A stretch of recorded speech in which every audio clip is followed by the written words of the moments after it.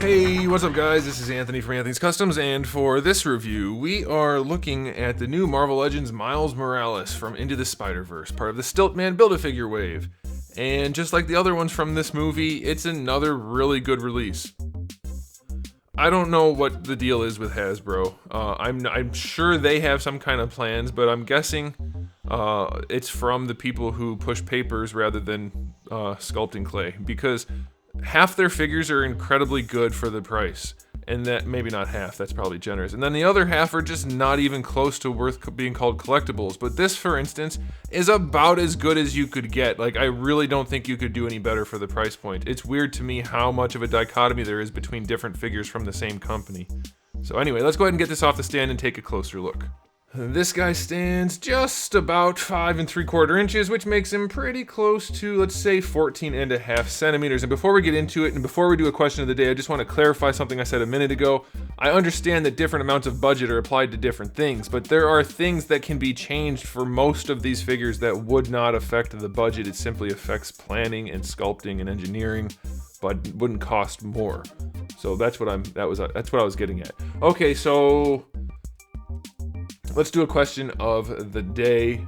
For today's question, here's one. Do you only collect comic-based characters, or do you get the ones like this, which are from a movie, or maybe some from games or TV shows, anything like that, or do you only get like the core comic things from Hasbro?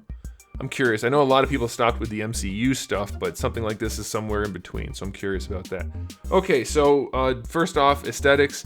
The jacket's kind of shiny, maybe that's intentional, and I don't mind because it looks fine. You have a varied level of finish across the whole thing. You have matte, satin, semi-gloss. It looks really good. I think they nailed the face, sculpt and paint-wise. I don't think you could do any better. I don't know if that line on the forehead is supposed to be there. I thought it was like a wrinkle at first, but it seems awfully pronounced and like it's not supposed to be there. So if you guys don't have that, let me know. But even with that, it still looks really good. They nailed it. We have different layers of clothing. We have the spider logo inside there. Then we have the red hoodie, which is obviously not a real thing, but you can't tell that once the other part of the jacket's down there. So that's good. They did a really good job of handling the multi-layer right here. Excellent work there. The shoulders have an extra big like nubbin, so that from out here it looks good, but there's plenty of room for all the parts. They did it really well. Oh, also the spider suit underneath is textured. Hopefully you can see that. Very, very well done. The details in the shoes are nice and clean. Not super detailed in the paint department, but still, that's okay. That's fine. There's technically texture in the shorts. I have some flat spots on mine, but either way, really, really well executed. So 9 out of 10 for this guy. Very clean, very, very well executed from Hasbro. For accessories, we have the head that you already saw, the unmasked head, and then we do have the masked head, and that looks pretty good. We have, on him in the package, you get one thwip hand and one fist hand, and then you get the counterparts for those, so you end up with 2 fists and 2 thwips. And that's fine. No web accessory, no nothing else. I figured he would have something else, maybe, but there was clearly a lot of budget spent on this batch of figures, so I guess I get that. So 7 out of 10 for accessories. I think that's fine. No real big deal there. For the articulation, we have a ball peg. It does pop off very easily, probably because it's interchangeable, but still be careful with it.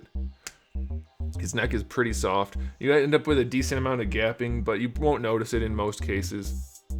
Maybe you will. It's pretty big. Like, there's a lot of gap. Not really necessary. I don't know why they keep doing that. You can get just as much range without anywhere near as much gap. Like, you don't need to be able to do that. But you can, so you'll be able to pose him pretty well. I think you'll be alright. For the shoulders, you get way better than horizontal, so no problems there. Full rotation, of course. No bicep swivel up there. You get a little bit better than 90 at the elbow, and that's where your swivel's going to be, and that gets pretty ugly and chunky. I hate that kind of joint. It only looks good when it's straight because it's huge and cut off flat so that it looks good. But then as soon as you do this, you get like a big circular thing going on, and it just isn't a good way of doing that. This should have a much smaller joint. The diameter of that disc should be probably 3/4 to 60% of what it is, and that would make the joint look so much better. For the wrists, you have a swivel and a hinge. That's fine. You have your ab crunch at the top here. Let's see how that functions. Oh, it goes forward very nicely. I'm guessing back is going to be pretty much, yeah, you can't really go back. Way too many layers of plastic there. And then you down here have a ball peg, which is the best way to do it, honestly. Even if you only get a little bit, you can do a lot of adjustment posing with that, and that's good, and you do get your rotation out of it. So that's really nice, that's fine. Hips go out to the side plenty. Sure, you could do more, but that'll do. Going forward, very limited. That sucks. I don't know why they would bother to limit it like that. Doesn't go back that far either. You do get a thigh swivel in there, which is pretty good. Pinless knees. Let's see what kind of bend. You get plenty of bend even with the shorts, so that's good. I like that. And then for the ankles, no boot swivel, but the feet go back pretty far and go forward just a tiny bit. That blows.